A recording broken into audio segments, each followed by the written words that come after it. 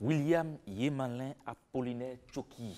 Bonjour Ricardo. Adresse complète. Bonjour Ricardo. Vous allez bien?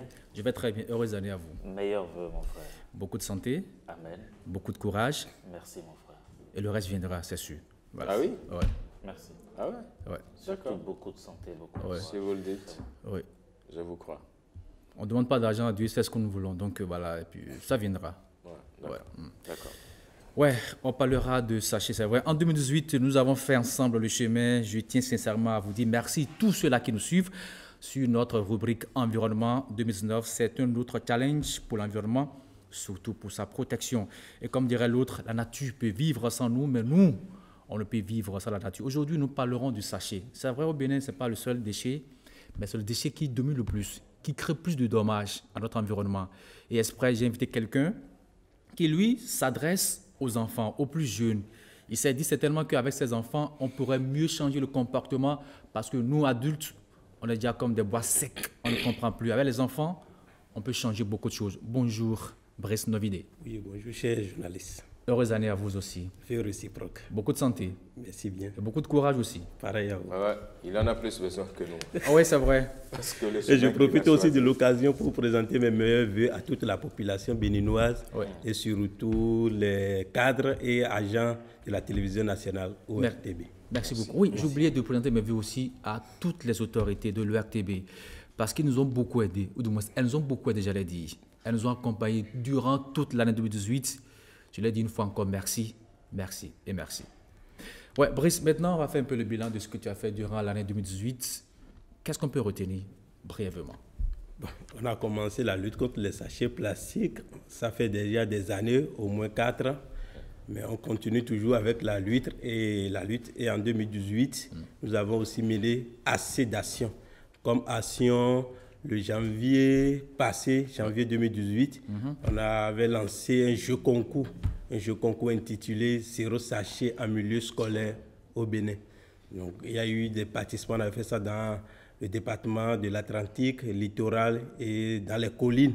Donc, on a eu à primer les meilleurs lauréats avec des trophées, des fournitures scolaires et beaucoup d'autres lots.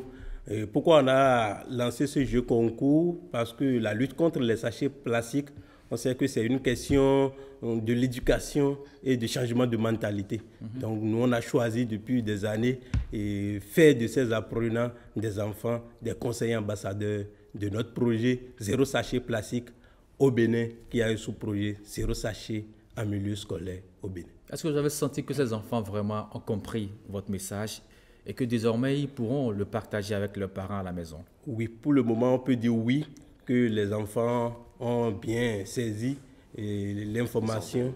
Oui. À part ça aussi, on a eu à faire aussi des dons de matériel d'assainissement comme brouettes, poubelles, râteaux, machettes, gants, bottes et beaucoup d'autres matériels en partenariat avec le ministère du cadre de vie et du développement durable. On a eu à distribuer ces dons dans les écoles et beaucoup d'autres endroits. Et on a formé aussi des jeunes, en fabrication des emballages biodégradables et réutilisables. Oui. À part ça aussi, on a aussi fait des sensibilisations, assez de sensibilisation, je peux dire dans tout le Bénin. J'affirme que Vous avez pu parcourir tout notre pays? Bon, si je dis dans tout le Bénin, au moins vous nous donnez l'occasion de venir ici sensibiliser le vrai, monde entier. À travers les canaux de la télévision nationale, ça vraiment touche beaucoup de gens. Donc on a eu à sensibiliser aussi dans les églises, dans les marchés, dans les hôpitaux. Oui, on a eu à sensibiliser, je vais dire partout.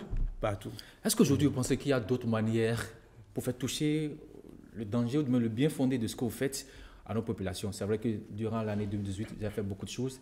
Est-ce qu'il y a de nouveautés pour l'année 2019? Oui, il y a de nouveautés. Et laissez-moi vous dire d'abord que malgré qu'on a eu à mener assez d'actions, on constate toujours que les sachets persistent. Les sachets plastiques persistent encore en République du Bénin. Et pourquoi ça persiste? Parce qu'on a déjà une loi. Oui, on a déjà une loi qui interdisant les sachets plastiques. Oui. Une chose est de voter une loi, mais l'autre chose est de mettre en pratique. C'est pourquoi je profite en même temps de l'occasion. Et le COAC se retrouve à quel niveau? Le couac, c'est où? C'est au niveau de ceux-là qui ont voté la loi ou bien de nous? Non, qui demandons le problème, ça se passe à notre niveau, à chacun de nous. Qu'est-ce que je vais même dire? Je veux demander aux autorités, surtout nos autorités, une chose est de voter une loi, mais l'autre chose est de mettre en pratique. En application. Oui. La loi a été votée et si nous prenons le chapitre 5, article 18 de la loi, depuis le mois de juin passé, on devrait être dans une période de répression. On a donné un moratoire. Un moratoire. Voilà, donc c'est pour ça, voilà, c'est tout. On s'est dit, il vaut mieux permettre aux populations de mieux comprendre. Oui. On met à la disposition les sachets que vous avez là devant vous là. Oui. On les donne ces sachets. Et puis après, on peut commencer la répression proprement dite. Oui. Aujourd'hui, c'est biodégradable. Oui, c'est des sachets biodégradables. D'accord. C'est des sachets biodégradables. Oui, en 2018 et en 2019, j'avais dit, il y a déjà des sachets biodégradables, 100% biodégradables, et c'est fabriqué à base de fécule de manioc, d'autres à base de fécule de pommes de terre, et d'amidon de pommes de terre, et beaucoup d'autres choses. Mais ceci, c'est fabriqué à base de l'amidon de pommes de terre. Pommes de terre. Vous allez voir que ça fait moins de bruit. Ça fait moins de bruit que l'autre. C'est doux. C'est ça, non? Oui. C'est doux. J'ai pris quelques échantillons auprès du ministère du cadre de vie et du développement durable. Bon, il se pourrait que ce sont ceux-là qui importent les sachets biodégradables en République du Bénin. À l'heure actuelle, c'est écrit dessus, LS, comme signe. On a compris. C'est bon. Oui, alors, c'est vrai, par rapport aux actions prévues pour 2019, vous avez commencé, je vais vous laisser terminer par rapport aux actions phares que vous voulez mener en 2019. Pour continuer. Toujours en direction des enfants. Des enfants, oui. Bon, pour cette année 2019, on a prévu et installé des panneaux de sensibilisation à l'enceinte des écoles, devanture aussi, et dans les marchés, panneaux de sensibilisation portant comme message, il est formellement interdit en République du Bénin par la loi la commercialisation et l'utilisation des sachets plastiques en République du Bénin. Donc c'est un peu, à part ça aussi, on veut continuer aussi dans notre métier de sensibilisation sur les sachets plastiques, faire continuer avec des dons aussi, des dons de matériel d'assainissement et beaucoup. Et nous sommes aussi en période des fêtes. Je profite pour dire à nos mamans de cesser de préparer de la nourriture dans des sachets plastiques. Donc et à nous-mêmes. De les mettre. Et de mettre. Bon, voilà. On prépare la aussi des nourritures chaudes. Oui, des nourritures chaudes. Et à part ça aussi, on a aussi l'habitude, nos mamans surtout. Loin d'ici, il y en a qui continuent de couvrir le riz chaud avec le sachet noir. C'est ça.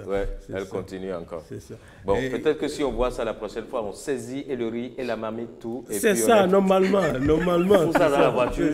On fait quoi avec quand on saisit? Et nos mamans aussi ont l'habitude de brûler les sachets. Ils sont en train de faire feu. Ce qui est très dangereux aussi, parce que la fumée produite par l'incinération des sachets plastiques, ça contient ce qu'on appelle dioxine cancérigène et ça cause les maladies qu'on appelle cancer. Ça cause les maladies qu'on appelle cancer. C'est pourquoi je profite encore de l'occasion, parce qu'il y a d'autres qui ont encore assez de sachets plastiques chez eux. Si l'État peut saisir ces sachets plastiques en remplaçant par des sachets bio, ça serait. Je crois que le ministère du cadre de ville a dit. A fait la proposition. Vous ramenez les sachets que vous avez à la maison, on vous donne des emballages. Les gens ont encore des sachets neufs dans leur magasin plein. Et continue, parce que ça sillonne. Et surtout les sachets qui circulent encore dans notre pays, les gens pensent que ce sont des sachets biodégradables. C'est très faux. C'est des sachets orseaux. Et encore, c'est des sachets plastiques. Tout à fait. Ceux qui ne sont pas autorisés. Non, je vais vous dire, Brice Novide, vous savez, quand le gouvernement décide de faire quelque chose, vous avez vu l'exemple du casque, l'exemple des déchets où la justice s'y est mêlée. Si la justice commence maintenant à dire, OK, si on voit des sachets non biodégradables dans vos mains, on vous arrête.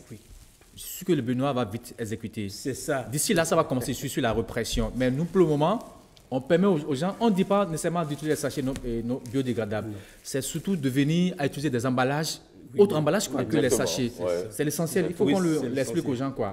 On a les gens peuvent recourir au panier, au tissu, sac en tissu. Voilà, c'est ce qu'on veut. Ce n'est pas nécessairement le sachet. Non.